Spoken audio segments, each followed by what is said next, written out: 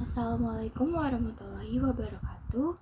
Perkenalkan, saya Dini Aulia dengan NIM 2305076009 dari Program Studi Pendidikan Bahasa dan Sastra Indonesia Universitas Mula Warman angkatan 2023 kelas A.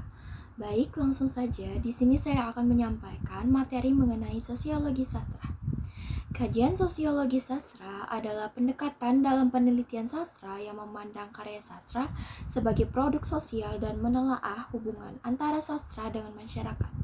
Berikut ini materi lengkap mengenai kajian sosiologi sastra secara singkat. Yang pertama, ada pengertian sosiologi sastra.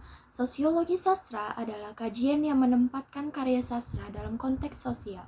Pendekatan ini mengamati bagaimana karya sastra dipengaruhi oleh lingkungan sosial pengarang, kondisi ekonomi, politik, budaya, dan masyarakat pada umumnya.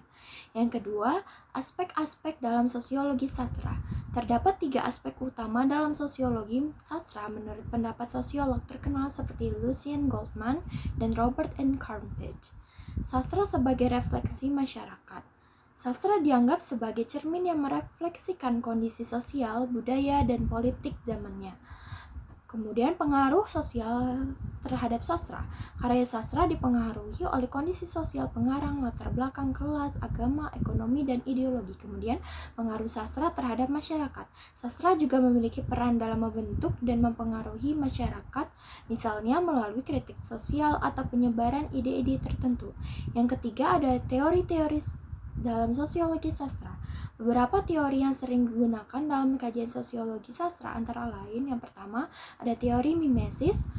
Plato dan Aristoteles menganggap bahwa sastra adalah tiruan atau cerminan realitas. Yang kedua, teori Marxis, Karl Marx, sastra dilihat sebagai hasil dari kondisi ekonomi dan kelas sosial di mana karya sastra mencerminkan pertarungan kelas. Yang ketiga, teori strukturalisme genetik Lucien Goldman. Karya sastra adalah refleksi dari struktur sosial dan mental kolektif yang ada pada masyarakat tertentu. Yang keempat, teori hegemoni Antonio Gramsci menekankan bagaimana sastra menjadi alat dominasi ideologis oleh kelompok penguasa untuk mempertahankan kekuasaan. Kemudian yang keempat, pendekatan sosiologi sastra. Beberapa pendekatan yang sering digunakan dalam sosiologi sastra antara lain ada pendekatan ekstrinsik, yakni memfokuskan pada hubungan karya sastra dengan realitas sosial di luar teks, seperti biografi pengarang, konteks sejarah, dan kondisi sosial politik. Pendekatan intrinsik, meneliti teks sastra itu sendiri namun tetap dengan mempertimbangkan hubungan sosial di dalamnya seperti representasi tokoh dan latar sosial.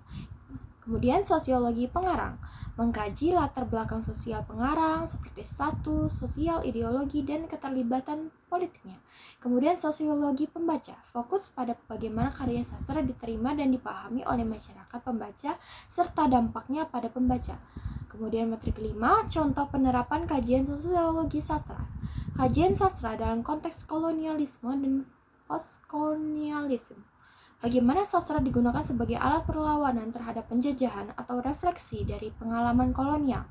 Sastra dan gender, yakni mengkaji bagaimana sastra mengekspresikan peran gender dalam masyarakat, misalnya peran perempuan dalam karya-karya sastra. Kemudian sastra dalam kelas sosial, yakni bagaimana cara sastra dan pengarang dari kelas sosial tertentu menulis tentang kehidupan kelas yang berbeda, atau bagaimana sastra mempresentasikan ketimpangan sosial.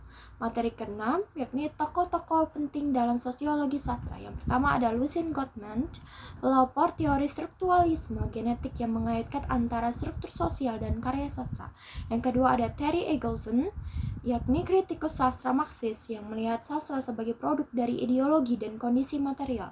Yang ketiga ada Raymond Williams, mengembangkan pendekatan budaya materialisme yang menghubungkan sastra dengan praktik sosial dan sejarah. Materi ketujuh yakni manfaat kajian sosiologi sastra, diantaranya memberikan pemahaman lebih mendalam tentang konteks sosial di balik menciptakan karya sastra, kemudian membantu mengungkapkan bagaimana karya sastra dapat mempengaruhi dan dipengaruhi oleh perubahan sosial, lalu menunjukkan bagaimana karya sastra dapat digunakan sebagai alat kritik sosial terhadap ketidakadilan atau permasalahan masyarakat. Materi ke-8 yakni tantangan dalam kajian sosiologi sastra. Reduksionisme, yakni terlalu fokus pada hubungan antara sastra dan masyarakat dapat mengabaikan aspek estetika atau artistik karya sastra itu sendiri. Kemudian ada objektivitas. Terkadang sulit untuk memisahkan pandangan subjektif seseorang tentang pengamat dan analisis hubungan antara sastra dan kondisi sosial. Dengan kajian ini, sosiologi sastra memungkinkan kita untuk melihat lebih dalam bagaimana sastra tidak hanya menjadi produk imajinasi pengarang tetapi juga sebagai cerminan dan respon terhadap kondisi sosial yang ada. Itulah kesimpulannya. Baik, sekian penjelasan materi mengenai sosiologi sastra yang barusan saya jabarkan. Kurang lebihnya mohon maaf. Wassalamualaikum warahmatullahi wabarakatuh.